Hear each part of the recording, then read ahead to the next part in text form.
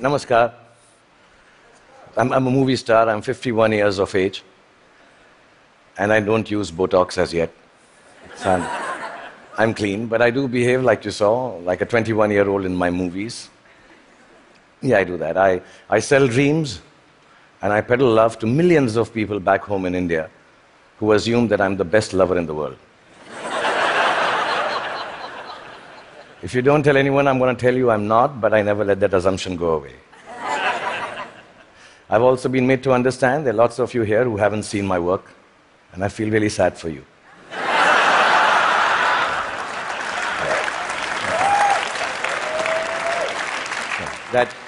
That doesn't take away from the fact that I'm completely self-obsessed, as a movie star should be. And that's when my friends Chris and Juliet called me here to speak about the future you. Naturally, it follows I'm going to speak about the present me.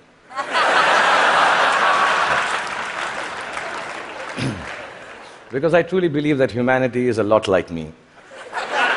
It is. It's an aging movie star, grappling with all the newness around itself, wondering whether it got it right in the first place, and still trying to find a way to keep on shining regardless. I was born in a refugee colony in the capital city of India, New Delhi. And my father was a freedom fighter. My mother was, well, just a fighter like mothers are. And much like the original Homo sapiens, we struggled to survive. When I was in my early 20s, I lost both my parents, which I must admit seems a bit careless of me now.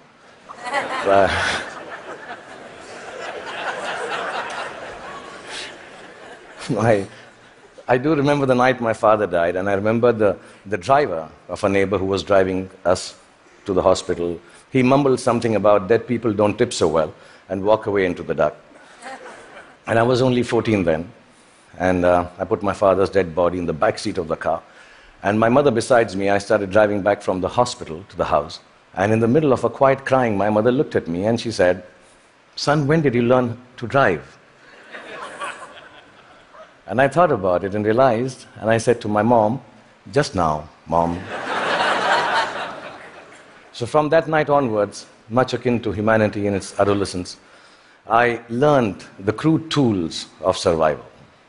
And the framework of life was very, very simple then, to be honest. I thought, you just ate what you got and did whatever you were told to do. I thought celiac was a vegetable, and vegan, of course, was Mr. Spock's lost comrade in Star Trek. You married the first girl that you dated, and you were a techie if you could fix the carburetor in your car. I really thought that gay was a sophisticated English word for happy. And lesbian, of course, was the capital of Portugal, as you all know. That was it. So we relied on systems created through the toil and sacrifice of generations before to protect us. And we felt that governments actually worked for our betterment. Science was simple and logical. Apple was still then just a fruit, owned by Eve first and then Newton, not by Steve Jobs. Till then, it was... And Eureka is what you screamed when you wanted to run naked on the streets. You went wherever life took you for work, and people were mostly welcoming of you. Migration was a term then still reserved for Siberian cranes, not human beings. Most importantly, you were who you were, and you said what you thought. Then in my late 20s, I shifted to the sprawling metropolis of Mumbai, and my framework, like the newly industrialized aspirational humanity, began to alter. In the urban rush for a new, more embellished survival, things started to look a little different. I met people who had descended from all over the world. Faces, races, genders, moneylenders. Definitions became more and more fluid. Work began to define you at that time in an overwhelmingly equalizing manner. And all the systems started to feel less reliable to me, almost too thick to hold on to the diversity of mankind and the human need to progress and grow. Ideas were flowing with more freedom and speed, and I experienced the miracle of human innovation and cooperation. And my own creativity, when supported by the resourcefulness of this collective endeavor, catapulted me into superstardom. I started to feel that I had arrived. And generally, by the time I was 40, I was really, really flying. I was all over the place. I'd done 50 films by then, and 200 songs. And I'd been knighted by the Malaysians. I'd been given the highest civil honor by the French government, the title of which, for the life of me, I can't pronounce even till now. So I'm sorry, France, and thank you, France, for doing that. But much bigger than that, I got to meet Angelina Jolie, yeah. For 2.5 seconds. And I'm sure she also remembers that encounter somewhere. Okay, maybe not. And I sat next to Hannah Montana on a round dinner table with her back towards me most of the time. Like I said, I was flying from Miley to Jolie. And humanity was soaring with me. We were both pretty much flying off the handle, actually. And then you all know what happened. The internet happened. I was in my late 40s, and I started tweeting like a canary in a birdcage. And assuming that, people who will peer into my world will admire it for the miracle I believed it to be. But something else awaited me and humanity. We had expected an expansion of ideas and dreams with the enhanced connectivity of the world. We had not bargained for the village-like enclosure of thought, of judgment, of definition that flowed from the same place that freedom and revolution was taking place in. Everything I said took a new meaning. Everything I did, good, bad, ugly, was there for the world to comment upon and judge. As a matter of fact, everything I didn't say or do also met with the same fate. 4 years ago, my lovely wife, Gauri, and me decided to have a third child. It was claimed on the net that he was the love child of a first child who was 15 years old. Apparently, he had sown his wild oats with a girl while driving her car in Romania. And yeah, there was a fake video to go with it. And we were so disturbed as a family. My son, who's 19 now, even now when you say hello to him, he just turns around and says, "But bro, I didn't even have a European driving license." Yeah, I mean, in this new world, slowly reality became virtual and virtual became real. And I started to feel that I could not be who I wanted to be or say what I actually thought. And humanity at this time completely identified with me. I think both of us were going through our midlife crisis. And humanity, like me, was becoming an overexposed prima donna. I started to sell everything from hair oil to diesel generators. Humanity was buying everything from crude oil to nuclear reactors. I even tried to get into a skin-tight superhero suit to reinvent myself. I must admit, I failed miserably. And just an aside, I want to say on behalf of all the Batmen, Spider-Men, and Supermen of the world, you have to commend them, because it really hurts in the crotch, that superhero suit. Yeah, I'm being honest, I need to tell you this, yeah. Really. And accidentally, I happened to even invent a new dance form, which I didn't realize, and it became a rage. So if it's all right, and you've seen a bit of me, so I'm quite shameless, I'll show you. It was called the lungi dance. So if it's all right with you, I'll just show you. I'm talented otherwise, yeah. So it went something like this.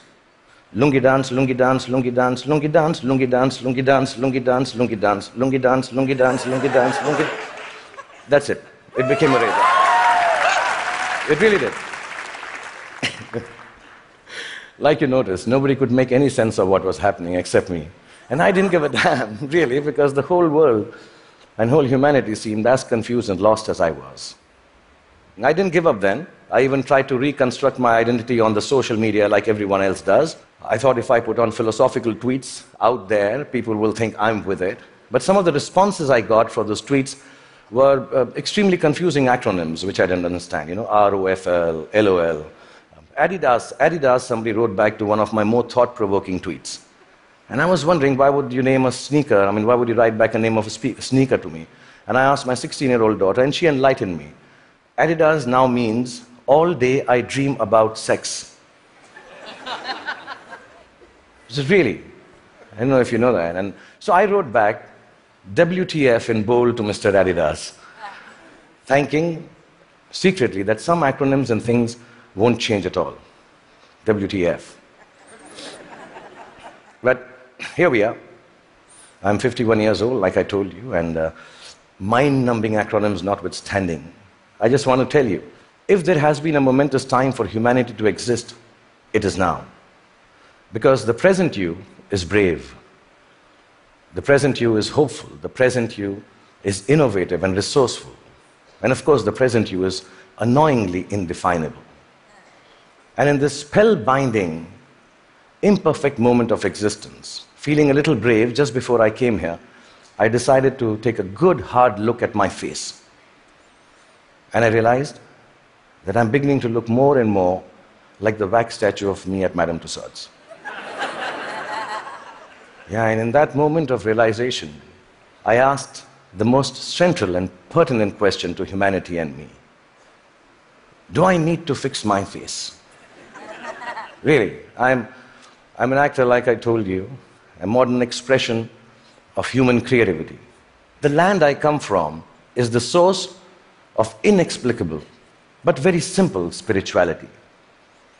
In its immense generosity, India decided somehow that I, the Muslim son of a broke freedom fighter who accidentally ventured into the business of selling dreams, should become its king of romance, the Badshah of Bollywood, the greatest lover the country has ever seen. With this face. Yeah, which has alternately been described as ugly, unconventional, and strangely, not chocolatey enough. Yeah. The people of this ancient land embraced me in their limitless love. And I've learned from these people that neither power nor poverty can make your life more magical or less torturous. I've learned from the people of my country that the dignity of a life, a human being, a culture, a religion, a country, actually resides in its ability for grace and compassion. I've learned that whatever moves you, whatever urges you to create, to build, whatever keeps you from failing, whatever helps you survive, is perhaps the oldest and the simplest emotion known to mankind. And that is love.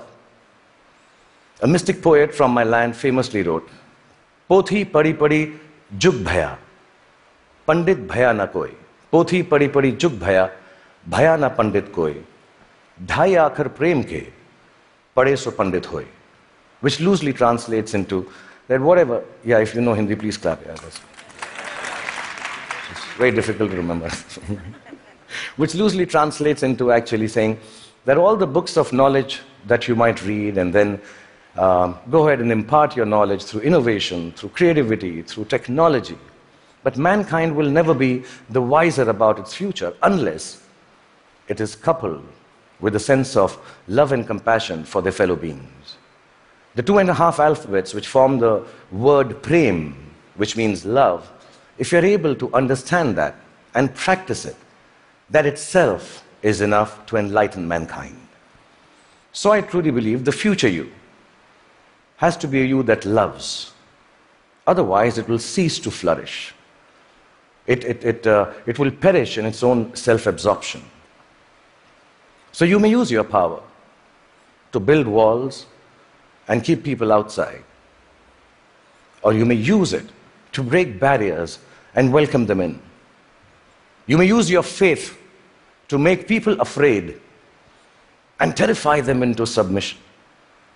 Or you can use it to give courage to people so they rise to the greatest heights of enlightenment. You can use your energy to build nuclear bombs and spread the darkness of destruction, or you can use it to spread the joy of light to millions. You may filthy up your oceans callously and cut down all the forests. You can destroy their ecology, or tend to them with love and regenerate life from their waters and trees. You may land on Mars and build armed citadels, or you may look for life forms and species to learn from and respect. And you can use all the monies that we all have earned to wage futile wars and give guns in the hands of little children to kill each other with. Or you can use it to make more food to fill their stomachs with. My country has taught me the capacity for a human being to love is akin to godliness. It shines forth in a world, which civilization, I think, already has tampered too much with. In the last few days, the talks here, the wonderful people coming and showing their talent, talking about individual achievements, the innovation, the technology, the sciences, the knowledge we are gaining by being here in the presence of TED Talks and all of you, are reasons enough for us to celebrate the future us. But within that celebration, the quest to cultivate our capacity for love and compassion has to assert itself just as equally. So I believe the future you is an infinite you. It's called a chakra in India, like a circle. It ends where it begins from to complete itself. A you that perceives time and space differently, understands both your unimaginable and fantastic importance and your complete unimportance in the larger context of the universe. A you that returns back to the original innocence of humanity, which loves from the purity of heart, which sees from the eyes of truth, which dreams with the untampered, which dreams from the clarity of an untampered mind. The future you has to be like an aging movie star who has been made to believe that there is a possibility of a world which is completely, wholly, self-obsessively in love with itself. A world, really, it has to be a you to create a world which is its own best lover. That, I believe, ladies and gentlemen, should be the future you.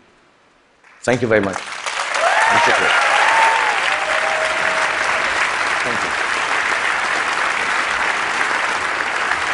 Thank you.